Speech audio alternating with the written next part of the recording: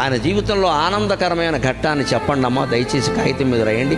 ఎవరికైనా నేను సవాలు చేస్తున్నా. శ్రీకృష్ణుడి జీవితంలో ఆనందదాయకమైన ఘట్టంలోనే 10 రాయండి. మీరు 1 కాదు 10 లేవండి. 2, 3 మించి మీకు దొరకవండి. విషాద ఘట్టాలు రాయండి అమ్మా, నేను చెబుతున్నా 25 దొరుకుతాయి. 25. అది శ్రీకృష్ణుడి జీవితం. పుట్టింది జరసాల్లోన, పుట్టిందో తల్లిక, పెంచిందో తల్లె, పుట్టిందో తండ్రిక, పెంచింది ఇంకో తండ్రే. అందులో పెంచిన తండ్రికేమో వీడు తన బిడ్డ కాదని తెలుసా, ఆ తల్లికేమో తెలియదా? ఏమి జీవితాలు? అవునడానికి లేదు, కాదనడానికి లేదు. నిజం ఒకటికి తెలుసు, నిజం ఇంకోళ్ళకి తెలియదు. కానీ పెరిగాడు మహానుభావుడు. పుట్టగానే చంపేస్తాననే మేనమావ.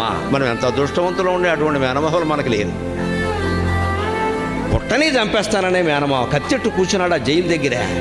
అదే ఆ శ్రీకృష్ణుడి జీవితం. అవతార పురుషుడు అంటున్నారు కదా. మరి ఇంతకాలం యుద్ధానికి తట్టుకున్నవాడు ఈ బొట్టనవేలు మీద పడుకున్న బాణానికి వెళ్ళిపోవాలా? తెలుసు వాలివత ఫలం అనుభవించక